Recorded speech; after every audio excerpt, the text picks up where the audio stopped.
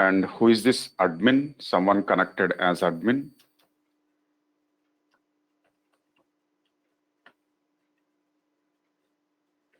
Who is this?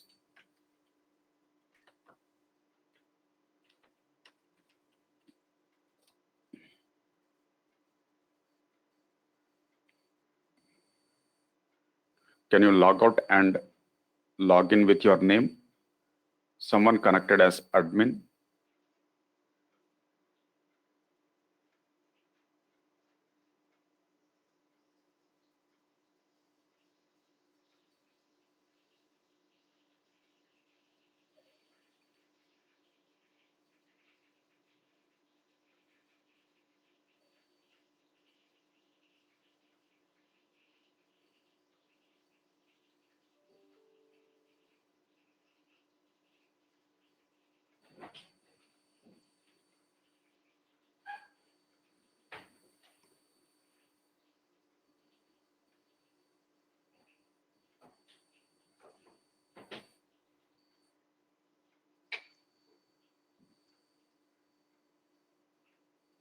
Okay, let me start the session.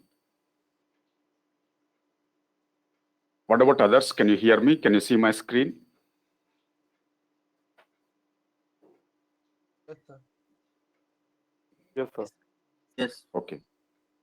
Okay.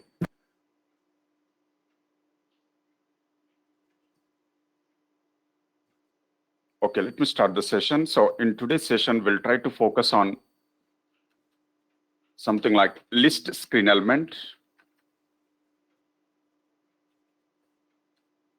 and panel screen element, then carousel screen element.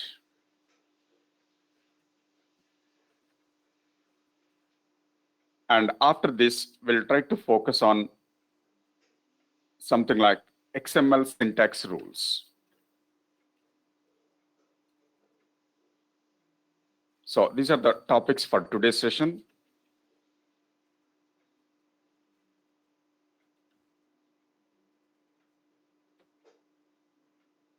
So first, let me start with list screen element. So list screen element is technically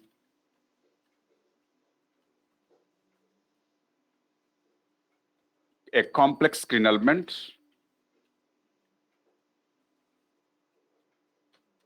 and I can say list screen element contains,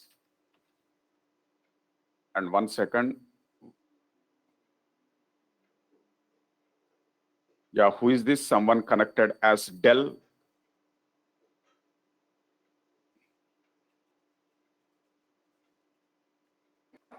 Sir, this is Wasim. Okay. You need to connect with your name. Yeah, of course, sir. Wait a minute.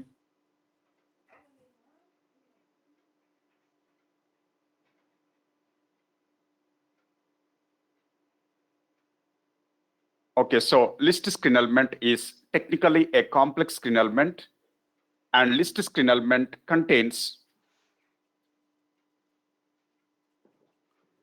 items as aggregation property. Yesterday I gave this property. List screen element contains items as aggregation property, and for items we can use standard list item as internal screen element.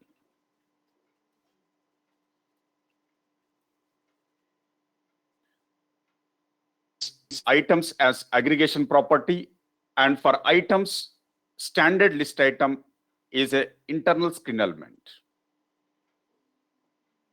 Standard list item contains these important properties. Something like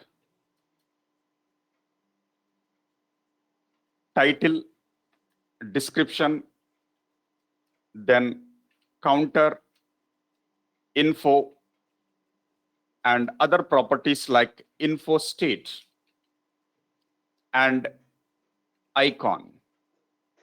So these are the properties of standard list item: title, description, counter, info state icon.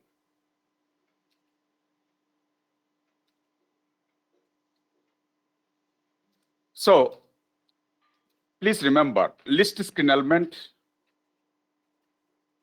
is used to display 4 to 5 fields maximum.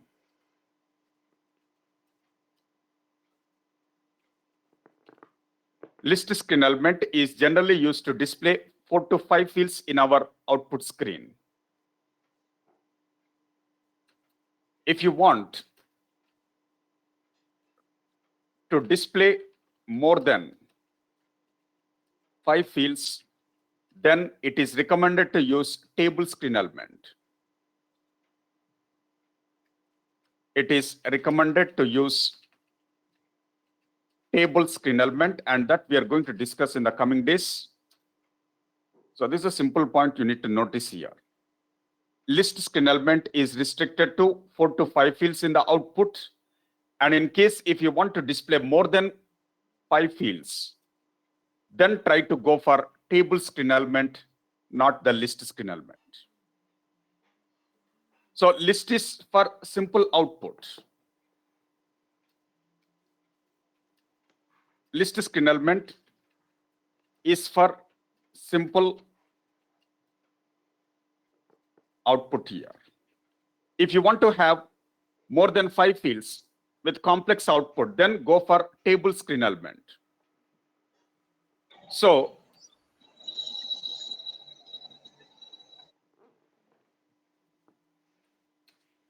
now if you want to use a list screen element, let me give one simple diagram how it works. So list screen element will display something like 1001, then something like email ID,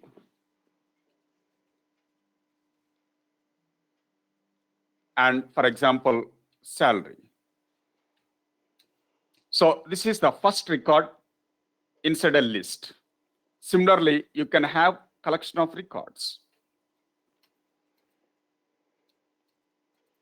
You can have collection of records, something like this.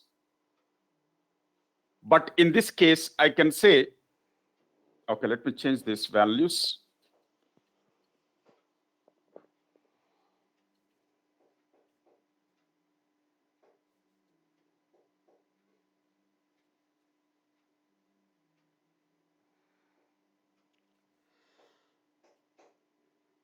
So this is how the list output looks like.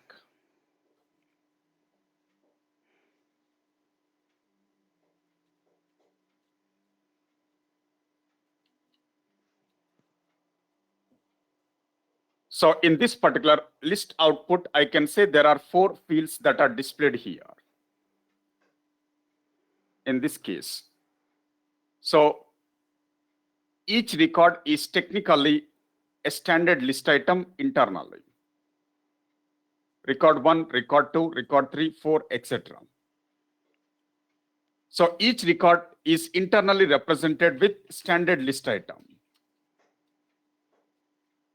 at runtime. While writing the code, we use standard list item with data binding. But internally, in the front end, based on the number of records, the number of standard list items are auto-generated. So it can be record 2,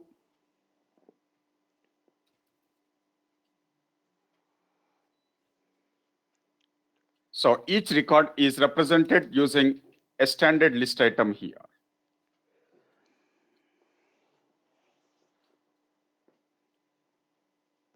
While writing the code, you need not create those many standard list items. The framework automatically creates the number of standard list items based on the number of records available in entity set.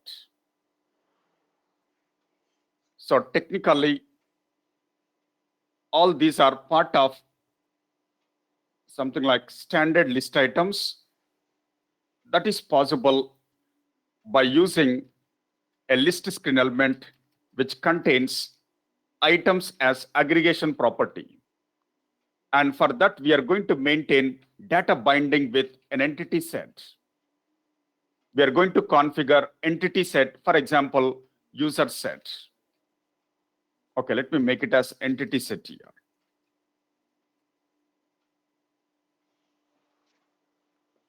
So this is a main screen element. In this case,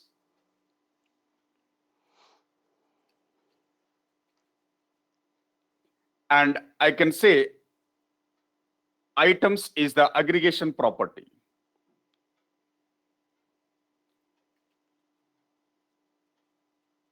If you open the documentation, you can also find that. And you need to configure entity set here. For aggregation property, you need to maintain configuration with entity set in order to collect data and display data in the front end. So configure entity set. This is to collect records from backend and display records in front end.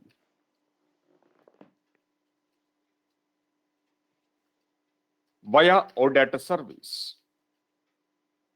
We need to configure entity set of OData service just to collect data from the backend and display data in the front end via OData service.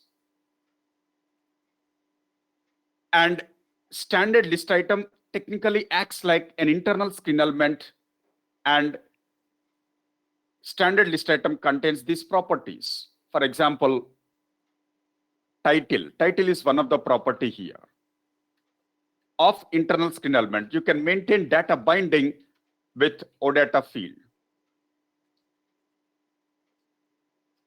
So OData field 1, something like this. Similarly, you can see name. Name is represented in this case by using some description here. That's another property of internal screen element. So you can establish data binding with OData field 2.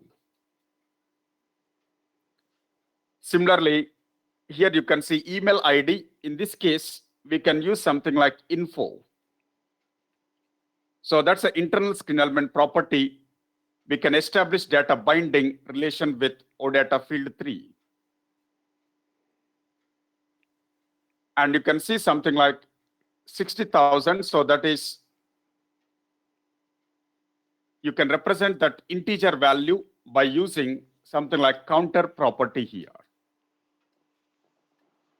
And here also you can have a data binding relation with OData field 4. So the point is very simple. Main screen element, items is aggregation property. For aggregation property, always we configure entity set. And you need to use internal screen element as standard list item with these properties. Internal screen element contains these properties. And the most important point here is, if entity set contains from the backend, if the entity set is holding 10 records, 10 standard list items are auto-generated. If it contains 15 records in entity set, 15 standard list items are auto-generated. So that is how the framework is developed by SAP. Just you need to configure the entity set here. That's the important point. Okay, let me write the code, but before that, let me write a simple note somewhere here.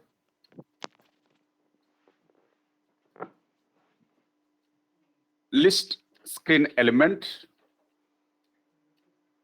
configure entity set of OData service to items aggregation property. Yesterday also we have followed the same strategy. Items aggregation property. List is the main screen element, so configure entity set to the items aggregation property. And not only that, standard list item. So list is the main screen element. Standard list item is the internal screen element. So what you need to do, you need to maintain data binding relationship with OData fields to properties of internal screen element. Those who missed yesterday, just remember these 2 points. So yesterday also we have followed the same strategy with different screen elements. So whenever there is a main screen element, for main screen element, entity set must be configured to the aggregation property. For internal screen element, maintain data binding with OData field to the properties of internal screen element. So data binding is technically a relationship between OData field and the property of the internal screen element here. You can take drop-down check. You can take drop-down combo box, multi-combo box, multi-input tokenizer. So all those things which we have discussed yesterday, it will use the same approach. Now, what we'll do is we'll try to use list screen element with backend values via OData service. So that's a main activity here. So what we'll do is we'll try to implement below code. So let me log into that web ID tool.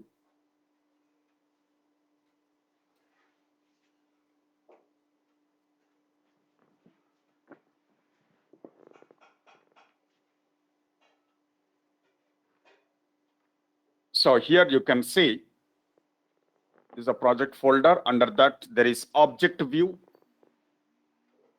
Object view. Yesterday, we have written some screen elements like radio button group, breadcrumbs, tokenizer, multi-input, multi-combo box, and drop-down box with select screen element. But today, what we'll do is we'll try to write this list-related code after the simple form. After simple form, I want to go with list screen element here. So you can use begin tag, end tag.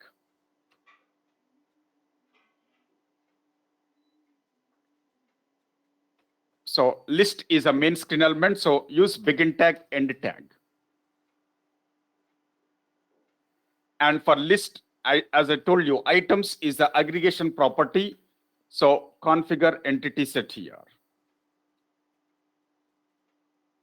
And you can use some width, for example, 450 pixels. Now, list contains items as aggregation property, and items supports an internal screen element as standard list item here. You can see standard list item. It is also from sap.m library. So let me use that standard list item. So that's an internal screen element. Directly you can use slash for end tag. Now for standard list item, you can see there are some properties like title. So you can maintain data binding with OData field here. There is another property, something like description. Let me use it here. Description is one of the important property. We can maintain data binding with another OData field here. If you use control space, you'll get the properties here. And info. Info is one of the important property. You can maintain data binding with OData field 3. And counter, you can see here, counter, that's a property. So you can maintain data binding with OData field 4. So this is the approach we have to follow for creating list screen element. Now, how to recognize this internal screen element properties, how to recognize the aggregation property, etc. So let me just open the documentation. Here you can see SAP UI5.hana.ondemand.com. Earlier, I've already explained. Let me explain once again for list. Go to sample section and you can search for list screen element here. You can search for list screen element and you can see list contains list class under sap.m library and there is API reference here. You can just select API reference. And if you go to API reference here, you can see there is something like there is aggregation property here. Under aggregation properties, I think you will find one of the aggregation property as something like, you can see this.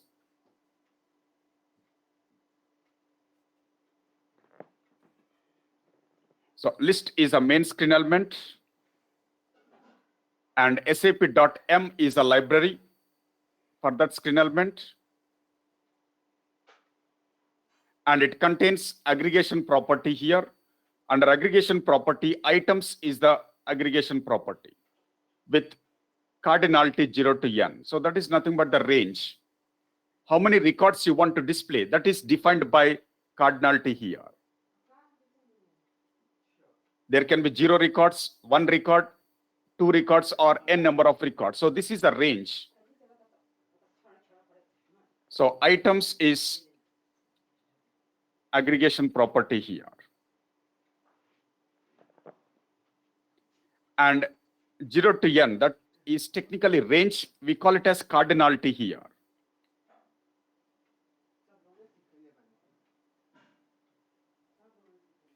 And you can see items is an aggregation property. It supports list item.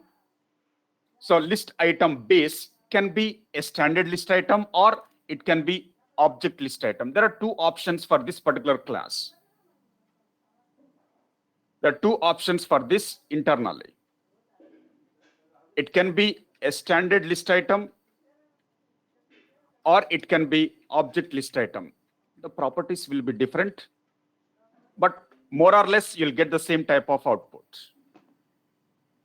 Even you use standard list item or object list item, output point of view, there won't be much difference, only properties may be different.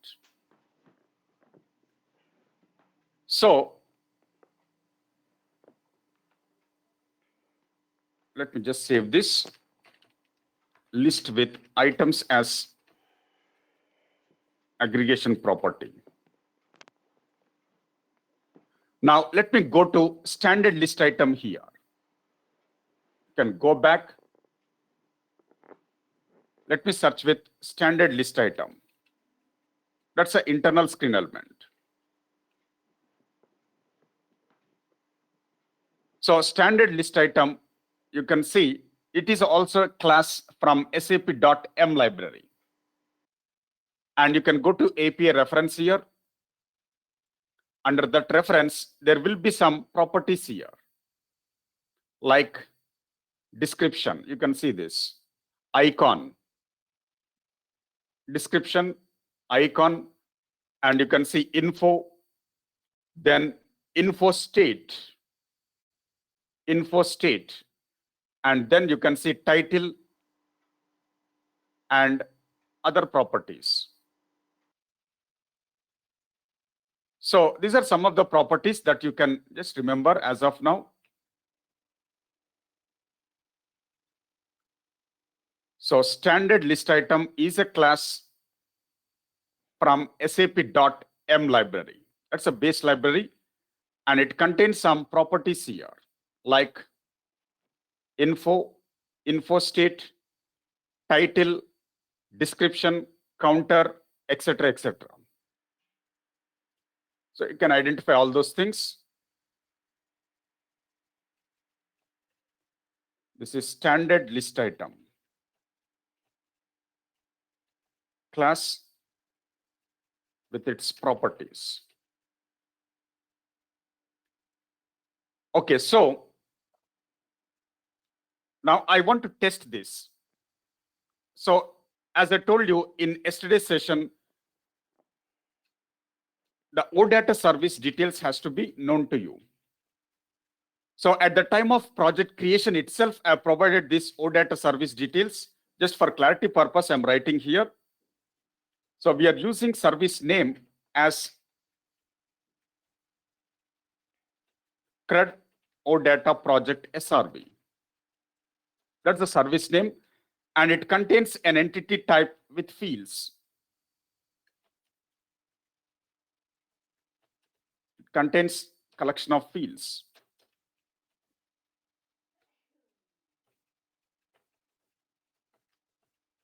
According to OData, it contains collection of fields here. That's nothing but entity type. And what are the OData fields?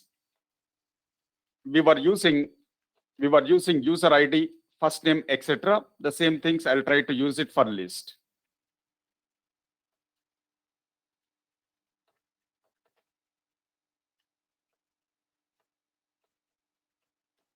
And entity set, we were using user set. And this user set is an entity set. It is to hold data at runtime, or it can hold collection of records at runtime. And it is used to collect data from backend and display data in the front end. The purpose of entity set is to hold data at runtime. That means it can collect data from the backend, and the same thing is used to display data in the front end. So these are the OData service details. First, you should have it before writing list code, table code, charts, microcharts, etc. For experimentation, we are using this OData service. Now, according to that, I can say entity set is user set in our example. One of the OData field, let me use user ID here. For title. Description, I can use, for example, first name. For info, I can use email ID field. And for counter, we can use something like salary field here.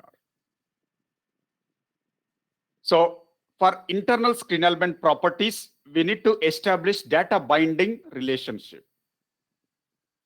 For aggregation property, we have to configure entity set. That's it. Let me save it. And you can run this now.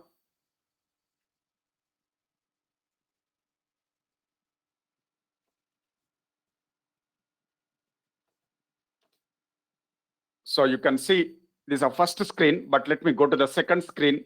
In second screen, till yesterday, we were creating this entire form with several screen elements. Now, below the form, there is a list screen element output here. So this is how the output looks like.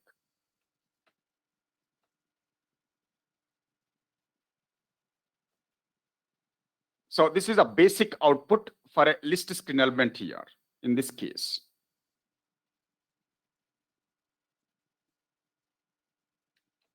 So list output.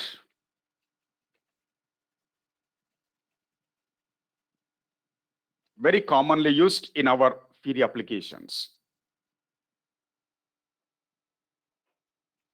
Now you can see there is title with user ID and counter with salary, info with email ID, and first name with description. So one is title, another is description, email ID, and counter. That is salary. So that means in this case, internally, each record is represented by a standard list item inside the list screen element. This is how it works. Each record is represented by standard list item. And how many standard list items are decided based on the number of records available in entity set. Okay, so this is not the final output. We are going to make several changes. Now say suppose by default, all records are displayed here inside a list.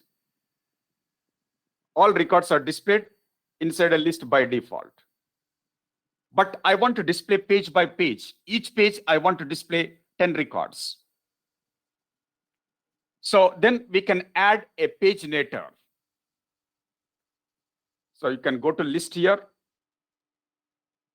We can add a paginator by using growing property. Growing, you can make it as true. And growing threshold. Growing threshold as, for example, I want to display 10 records at a time. So you can use that count. And if you want to make it dynamic, that is also possible. So growing plus growing threshold, these two things, these are the properties. These are the regular properties of list screen element. It is to enable the paginator. So you can see the output now. Go to the second screen. In second screen, there is a form. Below the form, there is a list screen element. And by default, it is displaying only 10 records out of 205 records here. Only 10 records are displayed inside the list. Now, when user click on more, then you will get the next 10 records. Now you can see 20 out of 205, 30 out of 205. So each time it will increase the 10 records. And this is recommended for best performance. Enabling paginator is recommended for best performance for list as well as table screen elements. So paginator is important. Now say suppose I want to use an icon.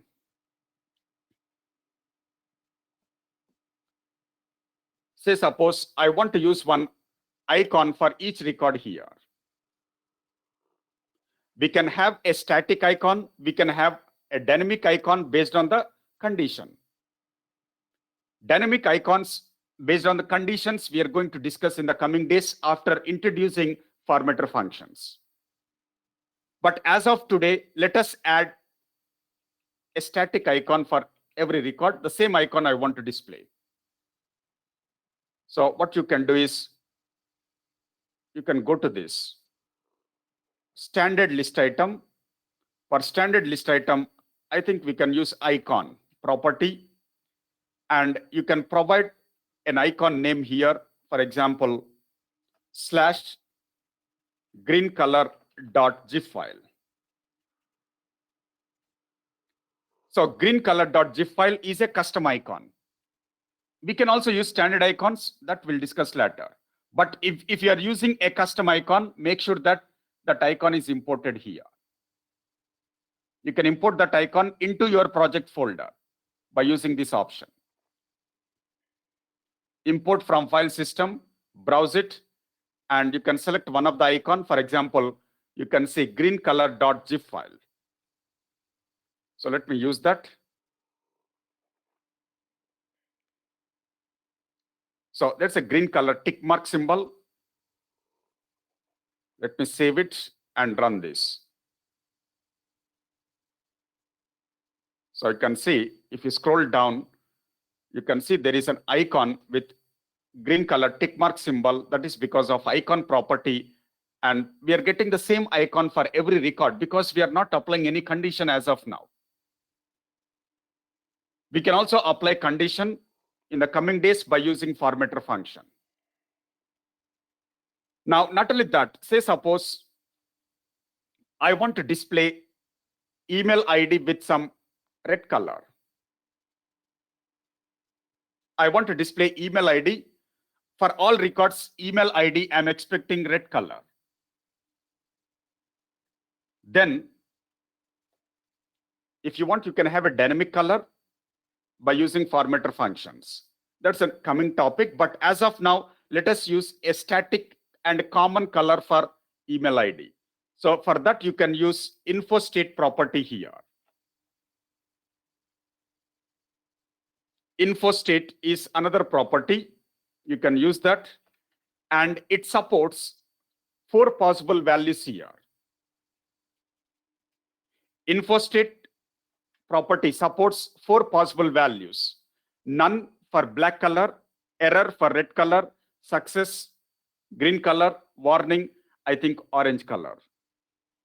So these are the constants, these are the predefined constants provided by SAP for displaying different values in different colors. If I take error, it will display with red color for info. Info state is error. That means red color for info, that is for email ID. So these two are interrelated properties here.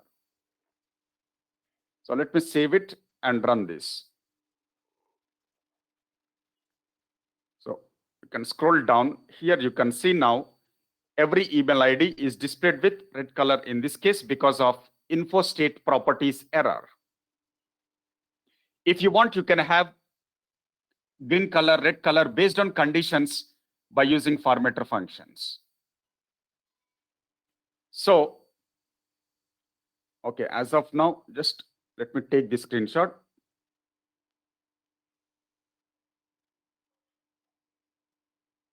For list screen element.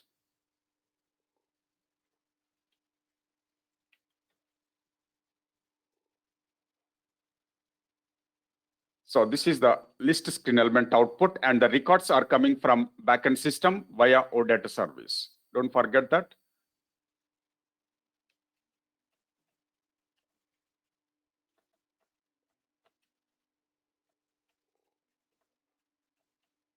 Via OData service, we are getting that. And not only that, here you can see there is a paginator, more option, that is because of growing property. Growing property and growing threshold. These are the 2 additional properties we have used to enable that.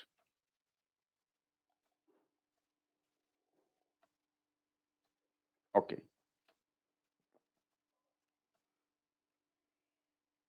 So because of that, you're getting this option here. And this option is recommended for list as well as tables for better performance. Instead of showing all records in single shot, it's better to show few records at a time. That is recommended by SAP. So you can enable that properties. List screen element output here. Now let us go back to this. Here in our coding, I want to use, for example, info state instead of error, let me use success. I'm using success here. So for each record, email ID will be green color. You can notice that in this output. So every email ID is with green color here because of info state is success.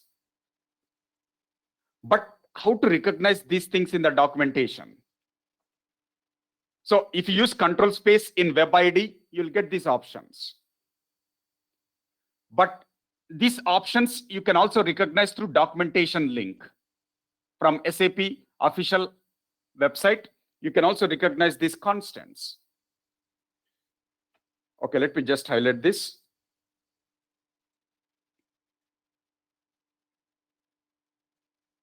So these are all constants here. For info state, that's a special property. It supports predefined values, or you can call them as fixed values, or you can also call them as constants, and or you can call them as standard values. So ultimately the meaning is same. But according to SAP documentation, these values are technically considered as enumerated values according to SAP terminology.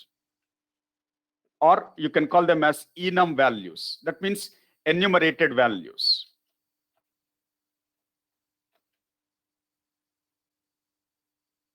You can use any terminology here, but the meaning remains same. Enum values are nothing but enumerated values, which are technically predefined values provided by SAP. And few people will call them as fixed values. And some people call them as constants. And you can also call them as standard values. But, okay, let me just take these things. So info state is a special property, and there will be several properties like this which supports enumerated values. Different properties will have different enumerated values for different purposes. So info state property with enum values, enumerated values. But let me go to the documentation once.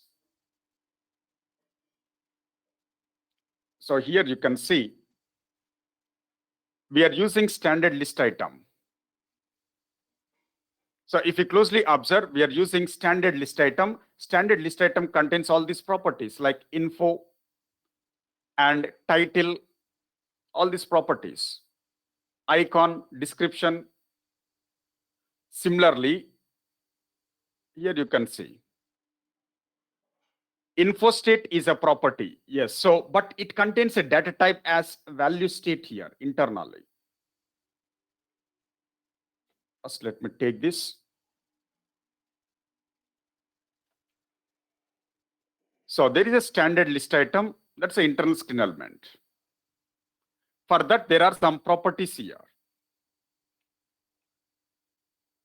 Info state is a property, but it is having a data type. It is having a data type as value state here. It is having a data type as value state. Now, if you double click this, then you will get list of enumerated values provided by SAP. They are predefined values. So value state is internally one of the class again, and it supports these options. Default is none.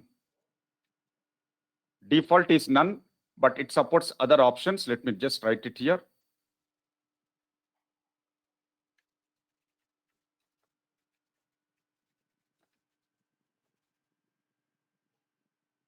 So understanding the documentation is very important. In my absence, you should be in a position to explore some new concepts whenever they are releasing in this documentation. So let me double click that for more clarity. It also opens API reference. Under API reference, now you can see enum. Enum means enumerated values. And what are those enumerated values? You can see here.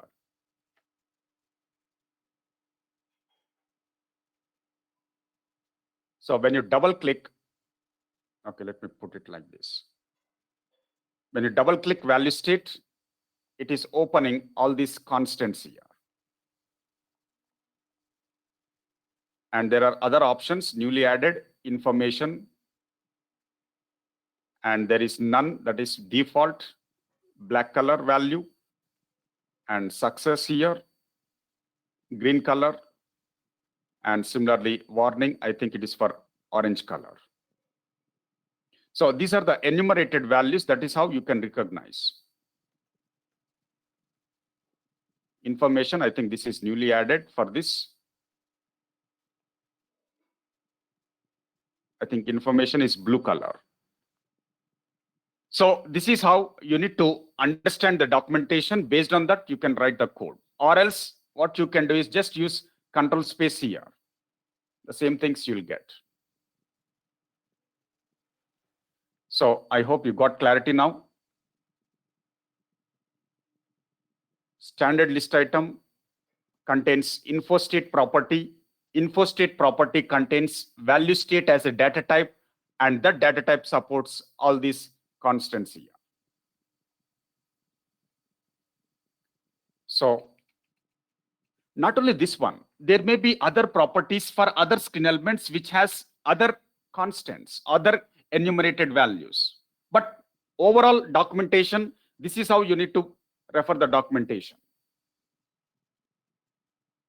Not only standard list item, info state property, there may be table with other properties, charts with other properties, microcharts with other properties.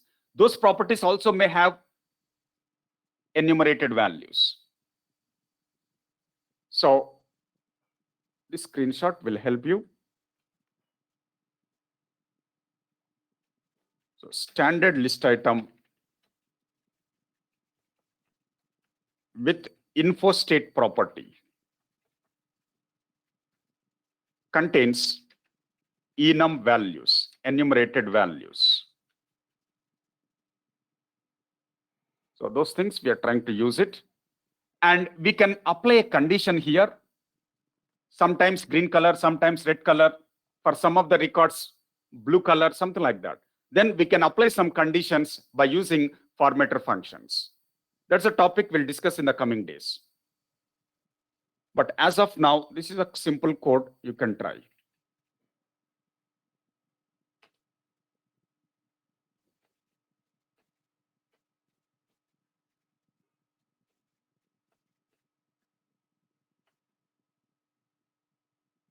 So this is the list screen element code, but this is not the final code. We are going to add many more features in the coming days by using formatter functions.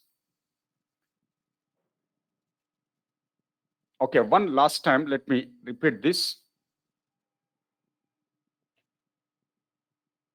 Especially while writing the code, this technique will be useful to you.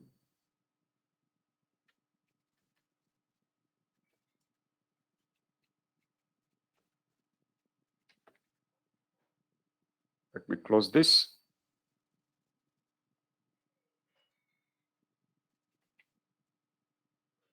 Okay, let me just highlight this.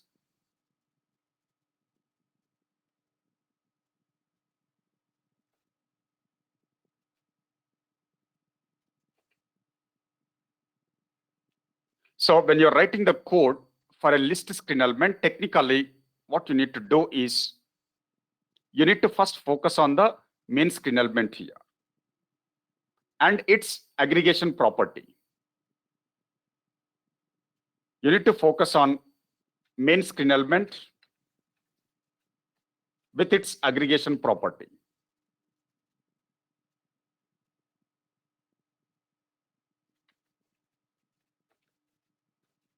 Main screen element with aggregation property. That should be the first thing that you need to recognize. If you're expecting data from backend system.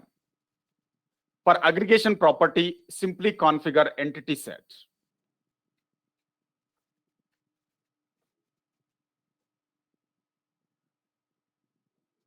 Configure entity set of OData service. I've already told you this is to collect data from backend and display data in the front end. The same approach we have followed in yesterday's screen elements.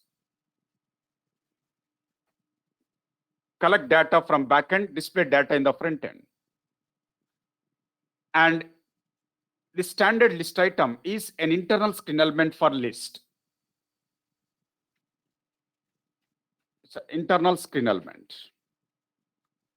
For internal screen element, what you need to do is you need to maintain data binding with OData fields here. If you closely observe, we are establishing data binding with OData fields.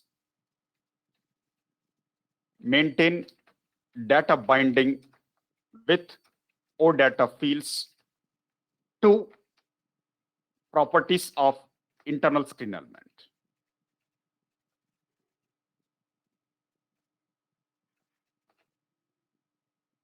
So data binding is technically a relationship. It's a relationship between OData fields and the properties of the internal screen element. That we are calling it as data binding here. That's the name of the relationship.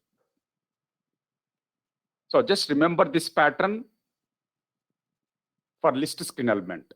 In many of the standard applications, they are using this approach.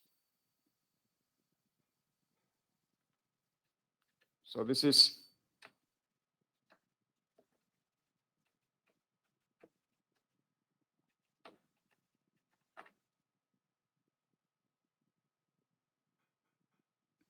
okay. Now let me go with one simple option now, that is like panel. So panel screen element is technically a container. Hello students, can you hear me? Can you see my screen? Can you confirm? Yes, sir. Yes, sir. What about others? Yes. Okay. Yeah, Vijay. Can hear you. Okay, fine. So here, let us go with another screen element, that is panel. It's a simple screen element which acts like a container here. Panel screen element acts like a container. Acts like a container for displaying collection of screen elements. If there is any problem, just log out from GoToMeeting and log in immediately. In case if there is a voice problem, just log out and log in immediately. So few people may be using some low-speed internet. If you are using low-speed internet, there may be some audio issues. So better to log out and log in. So panel screen element acts like a container for displaying collection of screen elements here. And panel content can be minimized or maximized. Panel content can be minimized, maximized. That means you can collapse and expand. We can have collapse and expand feature here. And please remember, in one screen, we can have multiple panels. That is possible. In one screen, based on the requirement, we can have multiple panels. So each panel generates a separate section here for displaying collection of screen elements. Panel generates a separate section in the output screen for displaying collection of screen elements. And that section contains minimize and maximize option. And ultimately, it acts like a simple container here. It's a container box. So how to use it? It's very simple. This is the right time to use. Why? Because you can see in the output now, you can see here, we are having too many screen elements in the same screen. We are having input fields, we are having checkbox, drop down, etc., etc. There are too many screen elements now in the same screen.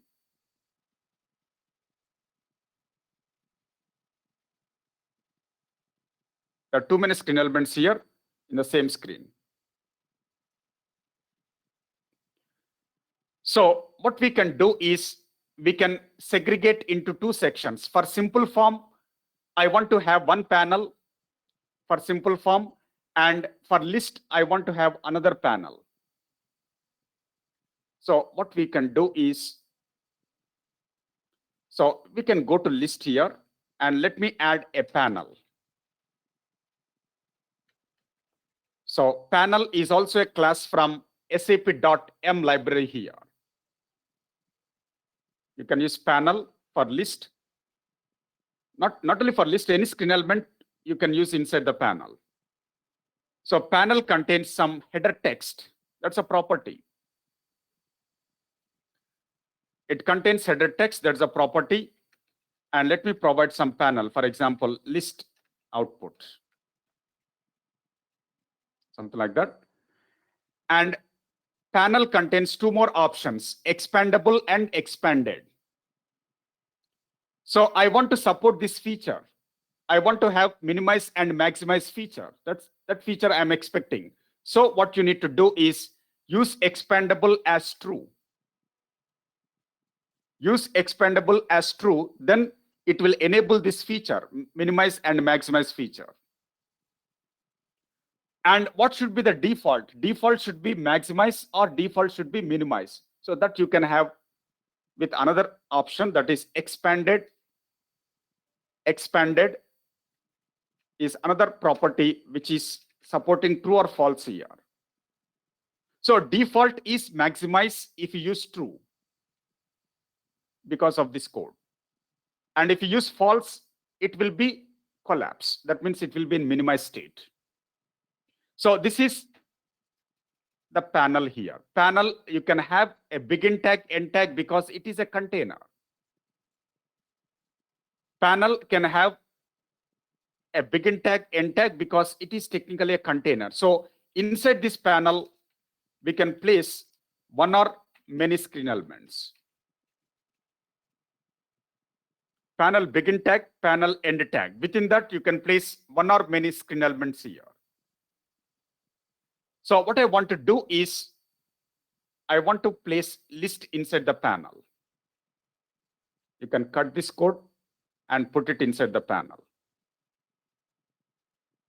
So panel begin tag, panel end tag. Within that, we are using list related code. So very simple. Let me save it and run this. And yeah, let me run this.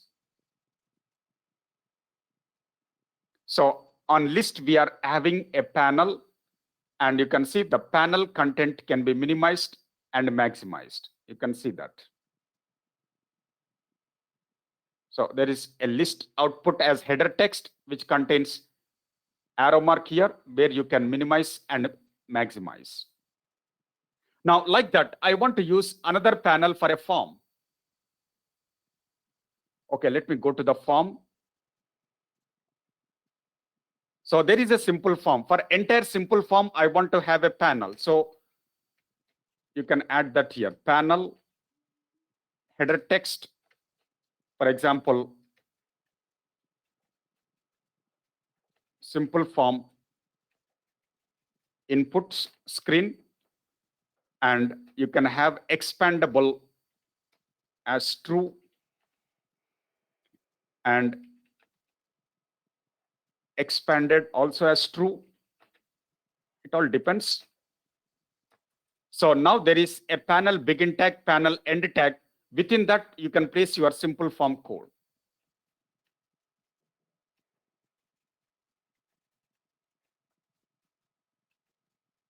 Simple form contains several screen elements. You can place that entire code inside panel begin tag, panel end tag, because it's a container.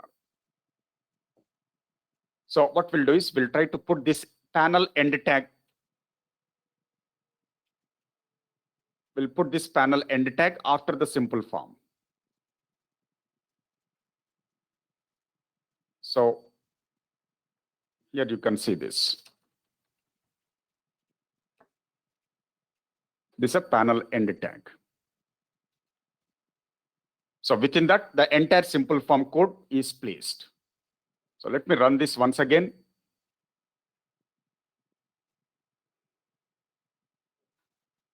So here you can see there are two panels. One is simple form input, and there is list output. So the content can be maximized and you can minimize. Yeah, so here you can see the simple form with one panel, list with another panel. So what I can say is we can have multiple panels in one single screen. That is possible. So that is what we have achieved here. Now, okay, let me just take this screenshot.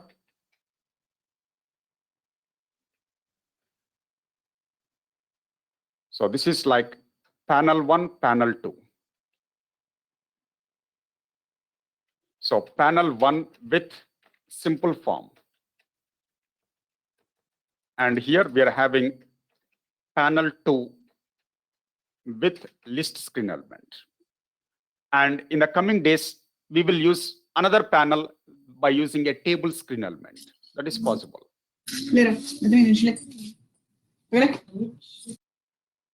Can you please mute at your end, Deepthi? Yeah, so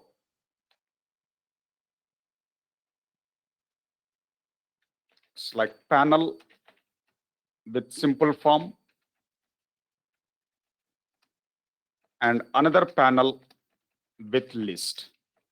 So you can experience that output here.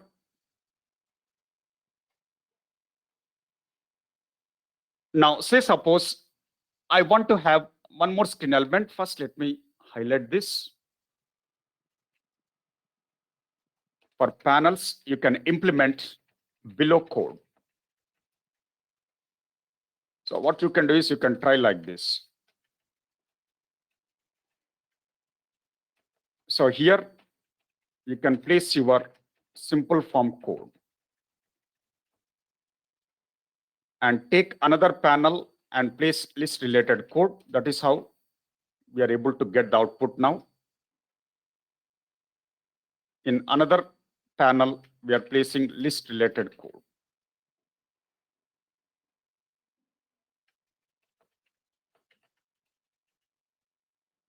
One is for simple form input, another is for list output.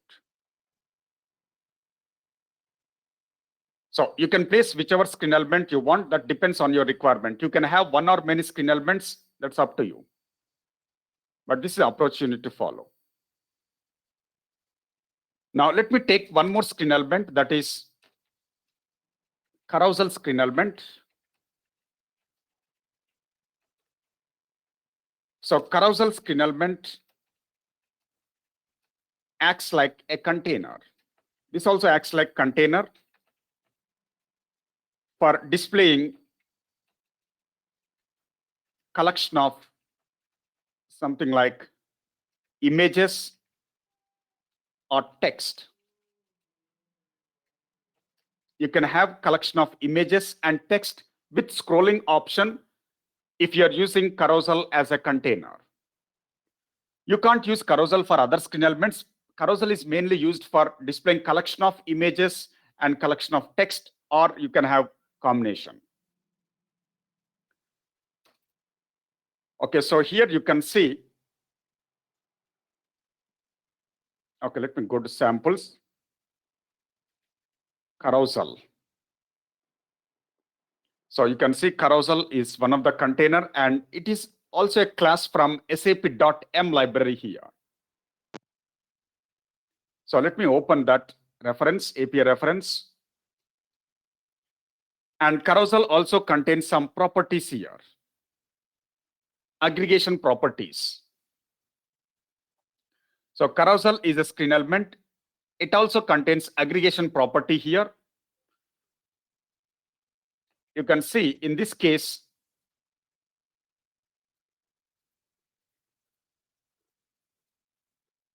it contains aggregation property. One of that aggregation property is pages. You can see that. Pages, and it is default. And you can have a number of pages. The page type must have one screen element. Screen element is nothing but a control. Here control is nothing but technically, in this case, a screen element, other screen element like image or text. You can have image or text. So this is an aggregation property here. We are not getting data from backend for carousel, so we can have a static images.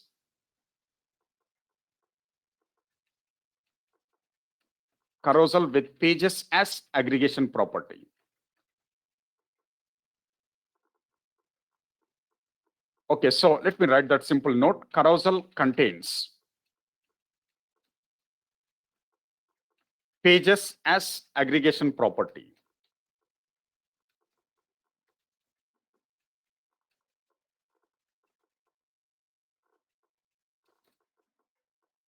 Now, inside carousel, okay, what we can do is for pages,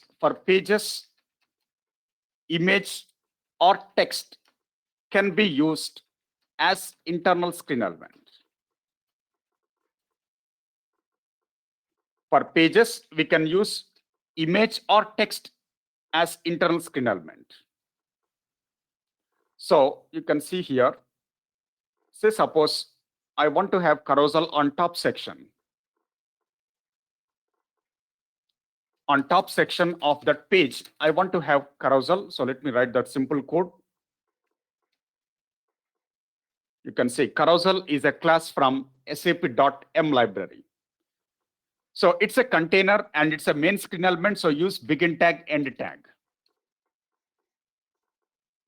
So main screen element, and it also acts like container. So definitely there should be a begin tag and end tag.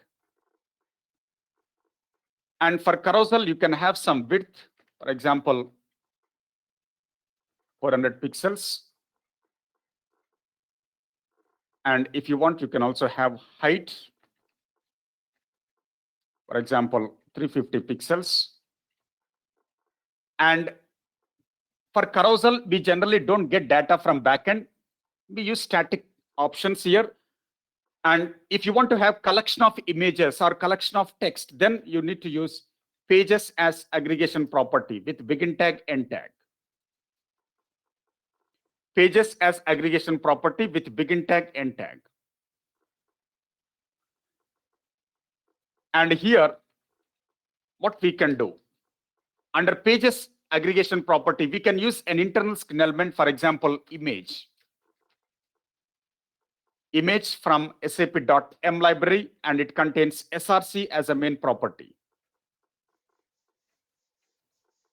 It contains SRC as a main property.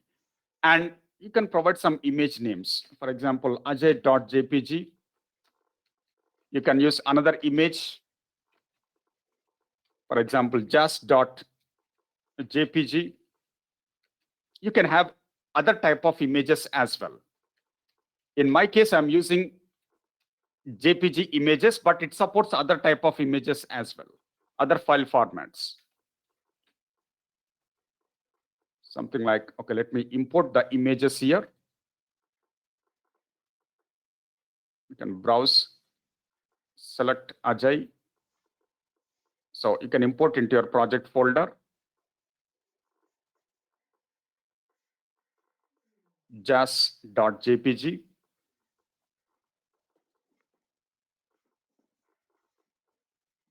And something like Ramesh.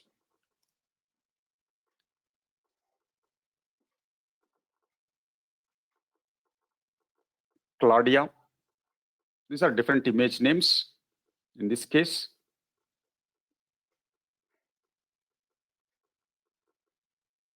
So some list of images are provided here.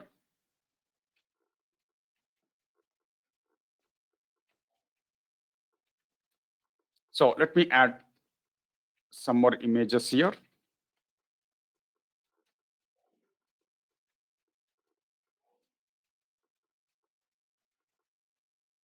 Now, not only images, we can also have text.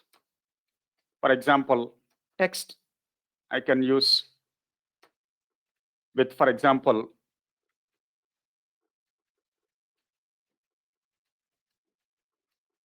some text I want to display inside the carousel. So I'm just adding this. One more text, let me use with text property.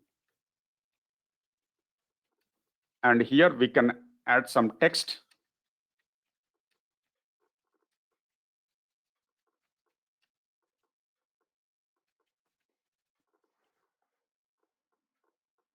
So we are hard coding image names and the text values. That's the reason why we are using pages as a separate tag. If you're expecting data from backend, then you have to use pages aggregation property here. If you're expecting data from backend, then you have to use pages as aggregation property on carousel, and you need to configure entity set. But if you're not expecting data from backend, then use that aggregation property as a separate tag. So save it and let me run this.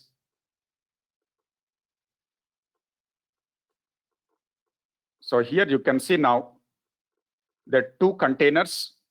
One is list container, form container, but on top of that, there is a carousel, and you have some scrolling left and right navigation here. You can see that texts are also displayed along with images. So this is a carousel screen element. You can also increase height and width for this carousel. That is possible. So, okay, let me decrease the width here, because I want to add some more screen elements in the future.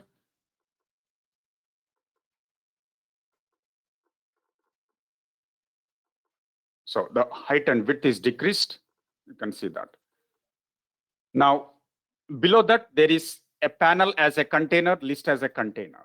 So this is how you can have different sections by using different containers. So this is a simple code we are trying to use for carousel.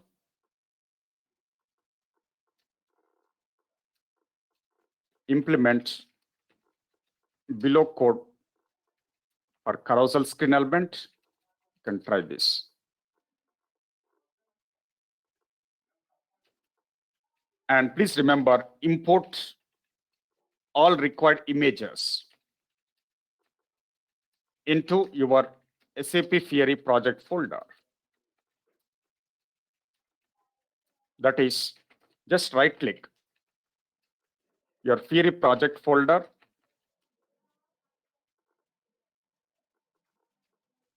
and then import from file system. Browse, select image files, one at a time, I think, or you can select a folder, then continue. So that is how you can import any image into your Fiori project folder. Now, we have written some piece of code in the last 3 sessions. So let us understand some XML syntax rules here. For creating screen elements. Rules. We are talking about XML syntax rule, not the XML syntax for screen element. XML syntax for screen element I've already explained in the previous sessions. But what are the rules that you need to follow? For example, for class name, rule 1, when you're using class name, okay, first let me start with library name. When you're using library name must be in lowercase always. That's a simple rule 1. You can use any library in your coding, but whenever you use library name, that must be in lowercase. You can see in our previous sessions, we have registered some libraries here. Let me close this.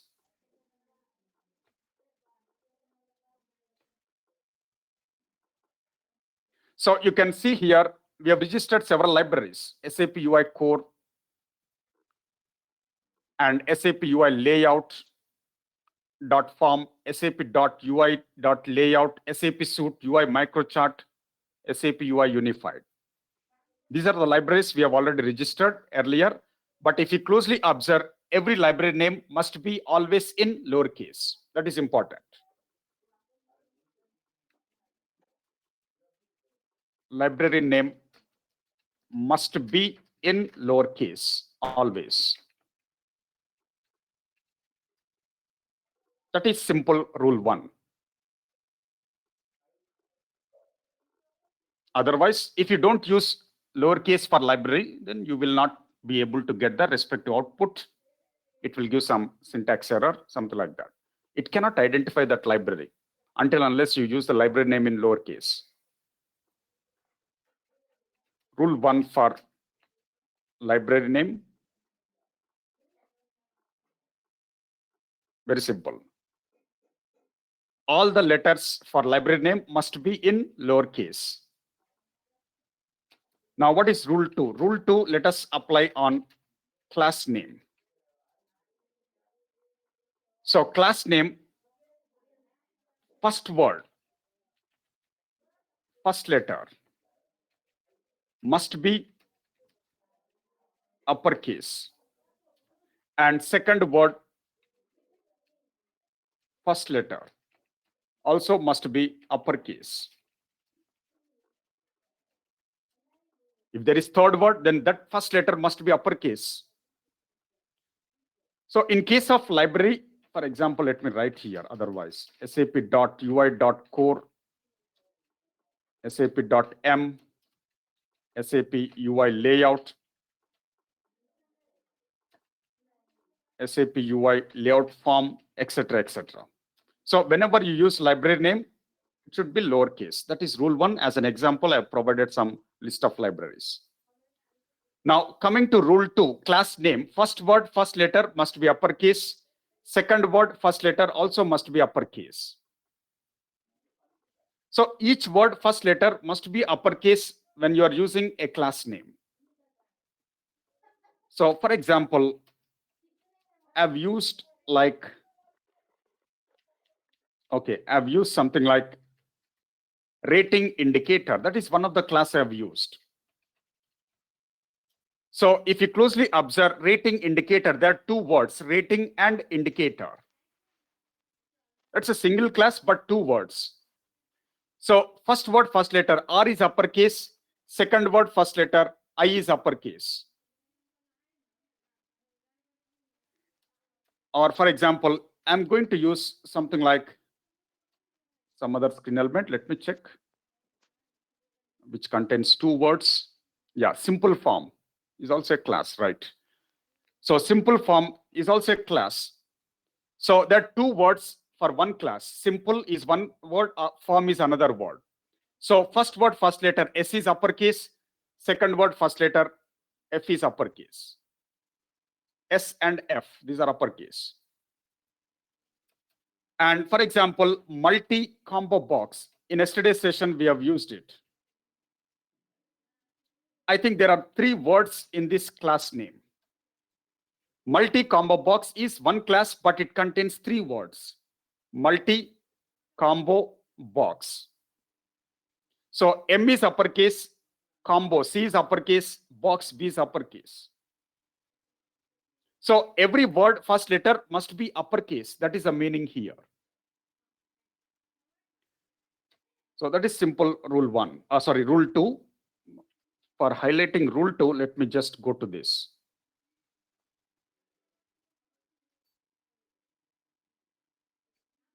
Okay, radio button group also follows the same pattern. We have used radio button group. So R is uppercase, button B is uppercase, group G is uppercase.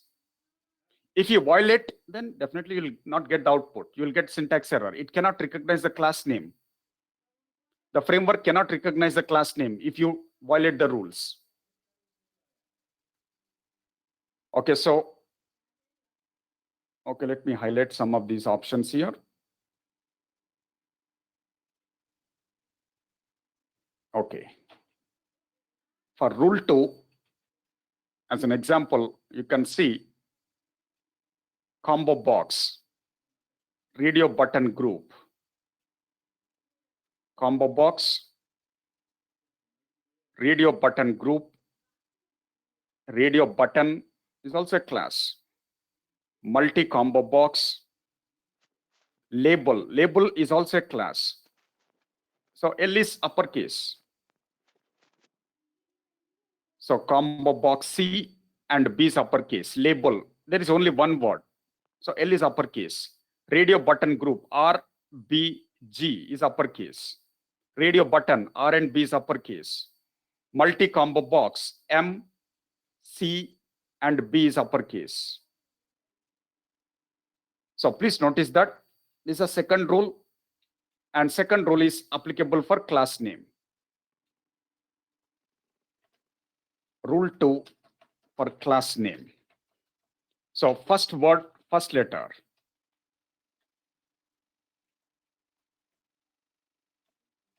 Must be uppercase.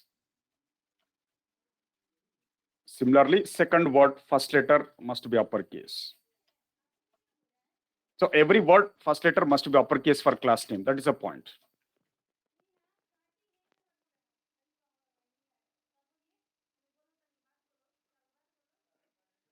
So this is rule 2 for class name.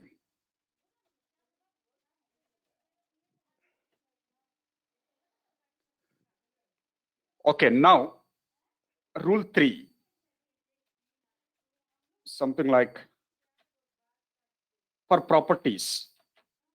For properties as well as aggregation properties. It can be properties or aggregation properties. It doesn't matter, same rule is applicable. So for properties and aggregation properties, the first word, first letter must be lowercase.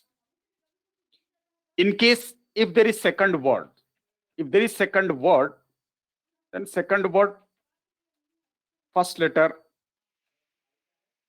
must be uppercase. Sometimes you may not find second word for property or aggregation property. So for first word itself, first letter must be lowercase. If there is second word, then second word, first letter must be uppercase. It is applicable for property, aggregation properties. Now, as an example, for example, yesterday we have used one property like max value, day before yesterday. We have used max value as one of the property. So if you closely observe, M is lowercase, V is uppercase. M is lowercase, V is uppercase. And we have used one more property. I think today itself we have used on panel. Header text is one property. For panel, you can see header text is one property. So header H is lowercase, text T is uppercase. And not only that, say suppose if you are using one property like min. Min is a single word. So the first word, first letter is lowercase. And value is one word. That's one of the property for input field.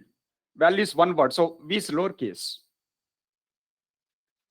Now say suppose items is one of the aggregation property.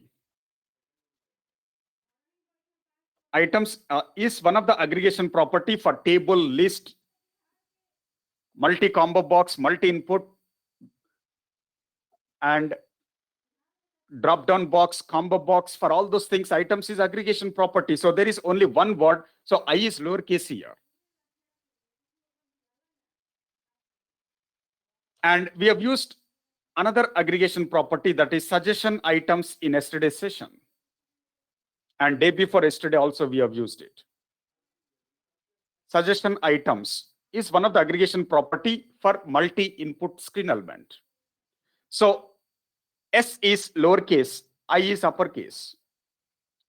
There are two words, first word, first letter S is lowercase, second word, first letter I is uppercase. Suggestion items. So the point is, whether you use properties or whether you use aggregation properties, the same rule is applicable. For properties as well as aggregation properties, this rule is applicable. Same rule. And in the coming days, we are going to use events. For events also, the same rule is applicable. In the coming days, we are going to use events with event handler. So the same rule is applicable. For example, change is one of the events. C is lowercase. And selection change is another event. Selection change is another event. S is lowercase, C is uppercase. So properties, aggregation properties, normal properties, and events, rule 3 is common. So as an example, let me just show that here. Okay, you can see somewhere.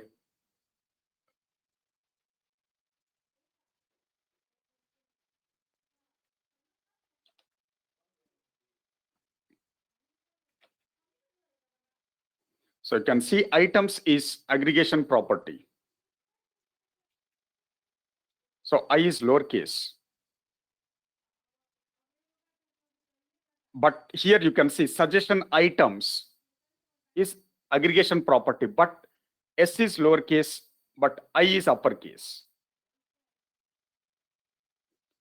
And there can be normal properties like key, text. These are all normal properties. Key, text, these are normal properties. And text direction, you can see. Text direction is also normal property here. But T is lowercase, but D is uppercase. So events, properties, aggregation properties, the same rule is applicable.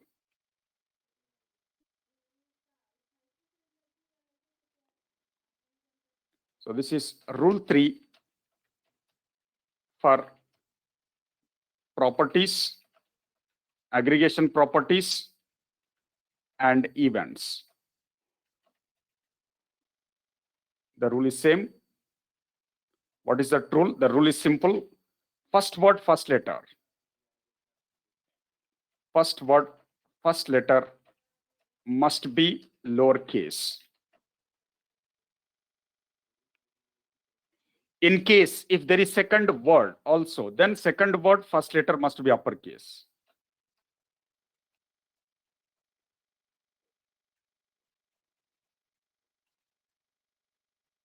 Just remember that rule 3 for properties, aggregation properties, events, and in the coming days, we are going to use methods. Even for methods, the same rule is applicable.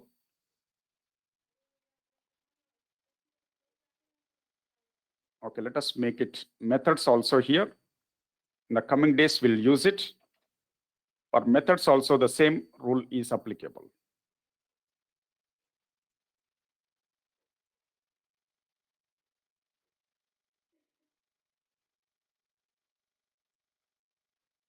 Okay. Okay, in our note file also, let me add methods here. For example, we did not use any method as of now. In the coming days, we are going to use. So for example, set header text is one method. You can pass some text here. But it's a method. So S is lowercase, H is uppercase, T is uppercase. S is lowercase, H is uppercase, T is uppercase. There is a method, set visible. Set visible is one of the method. So when you use a method, first word, first letter, S is lowercase, visible. Second word, first letter, V is uppercase. Or set enabled. Set enabled. So here also the same rule is applicable. S is lowercase, E is uppercase. So while writing the code, these are some of the 3 important rules you need to follow. And there is another rule that is simple. Rule 4 is for entity set and OData fields. So entity set name is case sensitive. Whatever is defined in the backend, the same thing should be used in the front end, case sensitive. And OData fields are case sensitive. Whatever field you have used in the backend, the same name as it is. If it is uppercase, use uppercase. If it is lowercase, use lowercase. So it's case sensitive. Whatever you define in backend, the same field name as it is, you should use in the front end. So that is simple rule 4. And there is one more important rule, that is very simple rule, that is never forget above rules. That's very simple rule. So all the 4 rules are very important. So don't forget all these things. So if you violate any of these rules, you will get a syntax error. If you violate any of the above rules, then we can expect syntax error or something like invalid XML error, something like that. You'll get some errors. So I hope you got some clarity now. Now I'll stop here. In the next session, we are going to discuss something like table screen element theory. After that, we are going to discuss table screen element practical part. After that, we are going to discuss table with formatter functions in the coming days, in the next week. And then we are going to use list with formatter functions, etc., etc. All these things will come in the next week. So if you have any doubts. Unmuted. Hello, sir. This is Sunil. Sunil, what's the doubt? Sir, I have 2 doubts, sir. The first doubt, sir. Sir, we have 3 or 4 tiles in the program, LV Launchpad. Okay. So once we are executing one of the tile, we are processing something. So I want to import that one in my local machine. So how I can get the name of the tiles, like if we go to the like SAT, and how we can get to know that which tile I have to import in my Orient file, like local file, local Fury Launchpad. Launchpad has nothing to do with web ID. Launchpad is different, web ID is different. In through one URL we are executing Fury app, correct? And after executing, in quality system we are getting something, but some modification need to do in that one file. We need to identify like what is the name of that one Fury launch, so that we can extract in our local system. So how we can get to know that what is the name? No. In local system, there is no chance of importing tiles, catalogs, groups. Those things you can't import into local system. They are already part of the server. In UI5 ABAP repository, those things will be created. So you can't import a tile or catalog into web ID or into local system. The point is, if you want to recognize tiles or groups, catalogs, etc. This is not relevant to today's session, but target mappings, catalogs. For these things, you need to open a Fiori Launchpad designer, not Launchpad, Fiori Launchpad designer. There is one option, there you will find it. And to recognize app URL or app name, you need to go to LPD cust T code. LPD cust is one of the T code. Are you getting my point? And to recognize standard app, okay, recognizing standard app, that you can go to repository and you can find it. So this is what we need to understand here. Tiles, groups, target mappings, catalogs. You have to open Fiori Launchpad designer, and to recognize the app URL or app name, you have to go to LPD cust T code. Okay. So here you can see This is the future topic which we are going to discuss, but anyhow, let me just open that within no time.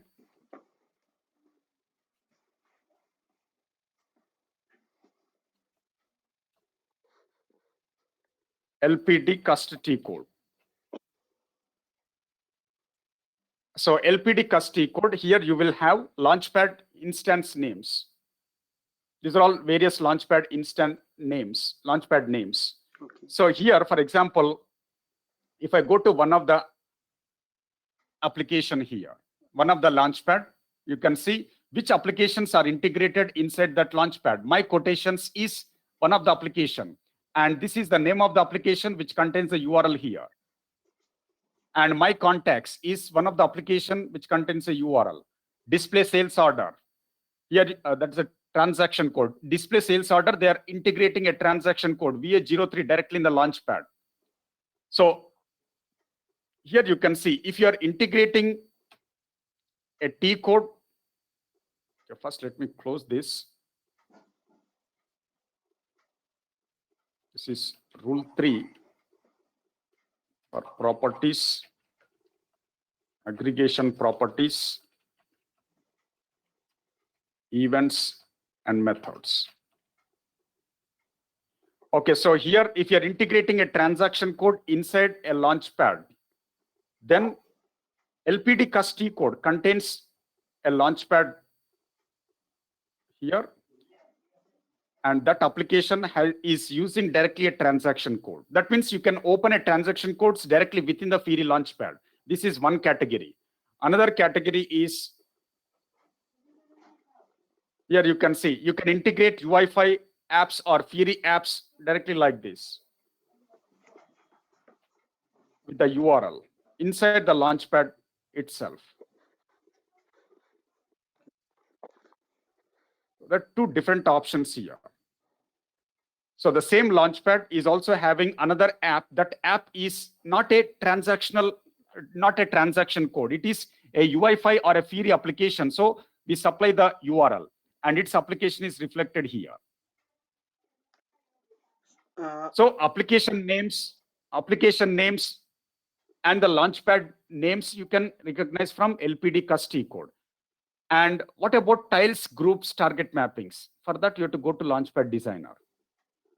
Okay. Okay. So Launchpad Designer, we are going to discuss why you are worrying about that now. Tiles, groups, we are going to create everything from scratch level. And we are going to integrate our applications through Launchpad Designer so that users can access applications from Launchpad. And, okay. And how to debug this one? Like last time you told some Control Shift F12.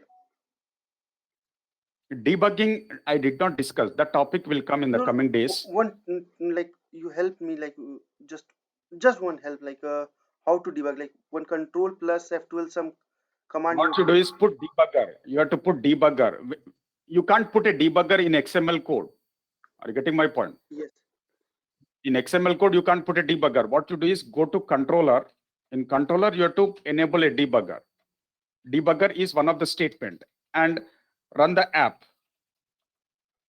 in browser. When you run the app in browser, run with F12. Okay. Then it opens a console with debugger screen. Okay. So any controller, I can put the debugger, correct? Yes. Any controller, you can use a debugger statement inside that, run the app in browser, press F12, it opens a debugger window in console, in the browser itself. Okay. So this topic we are going to discuss, debugging is a separate topic. We'll discuss by executing line by line, how to debug line by line, how to identify the runtime errors, etc. Yeah, then next doubt. Hey Vijendra, this is Hitesh. Yeah, Hitesh, what's the doubt? On the least element, you have used a standard list item as an aggregation, right? As a different element, inside element, internal element. But that is a different type, right? It's the SAP m.list item base class. So that is a base class. Right? That's a How base you class. so I did not understand, or I'm not able to understand that. how are you able to use the standard list? Not it's that type is not that standard list item, right? But still you are able to use it. We are So able to that's use it because, yeah, I can you understood go your into question. I understood your question. Let me answer. So list base class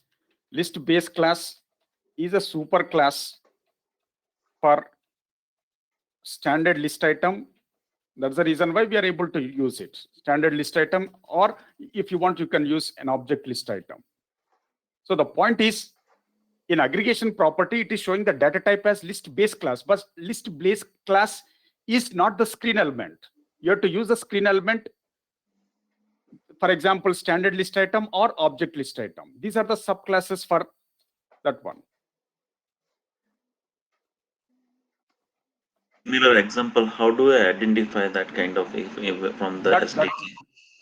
That you can double click on that. When you double click, you will get some options for that. Again, if you double click list base class, then you may get some more properties or some more screen elements associated with that. So there is no hard code rule. Just through training, through experience, you'll get all these things. Can you show me this example? I've shown you, right? So this itself is already using that, right?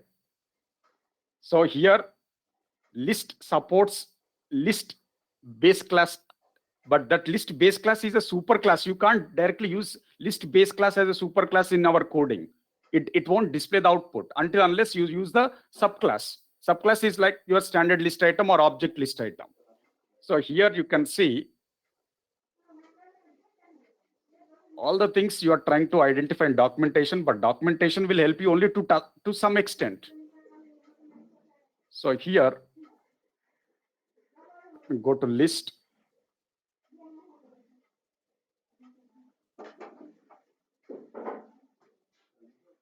Aggregations. So here,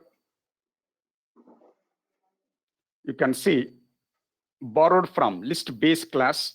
Let me go to this list base class. So list base class, here you can see what it is saying.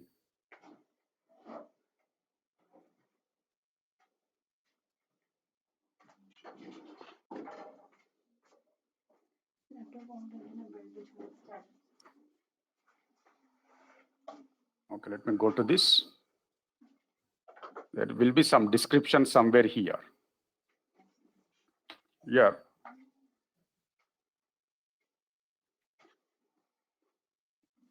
So there will be some description. When you open that list base class, it says that you can use list items. You can use that list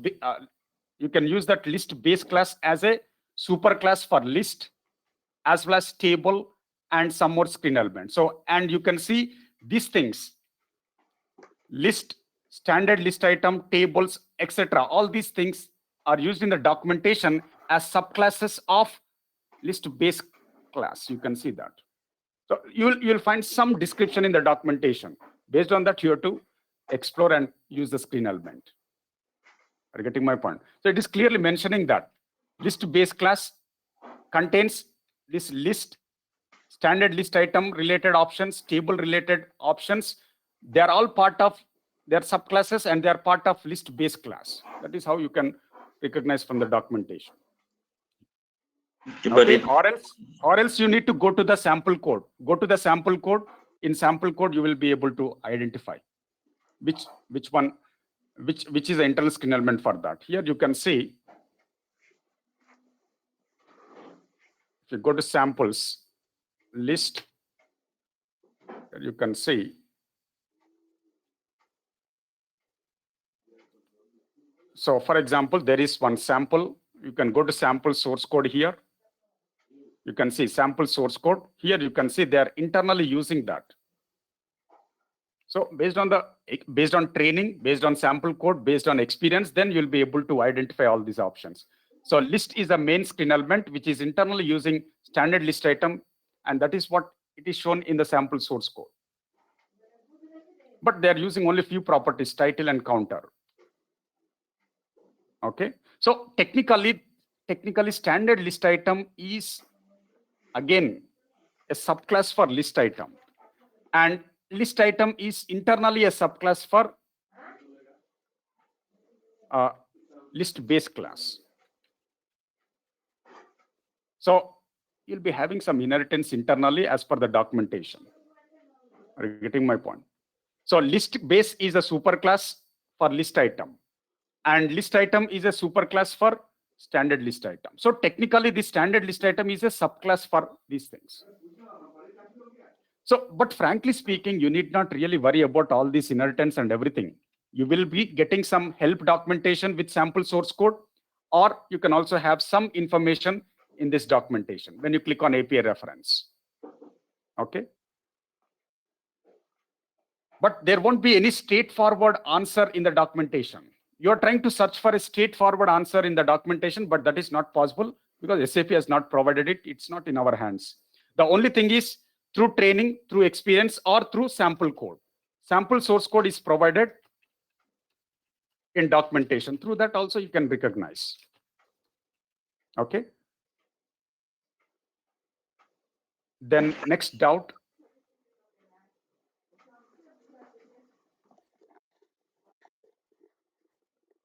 What about others? Any Hello, other sir. doubt? Anand here. Yeah, Anand Singh, what's your doubt? Hello, sir. Anand here. Yeah, what's your doubt?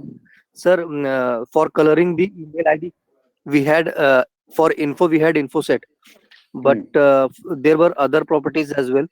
So if you want to color those properties, so along with those properties, can we add set along with them, just like description set, just like info set? For that, what we need to do is we can't use another property. For example, we have used title. For title, you can't have a color directly. There is no constant or a enumerated value for that. So what we need to do, in that case, we are going to apply CSS concept, cascading style sheets. Okay, sir. If you want to, That you will cover later, right? yeah, cascading style sheets, you'll understand how to apply colors, background color, foreground color, text color, background image, etc., etc. So all those things are possible. But for example, if you take title,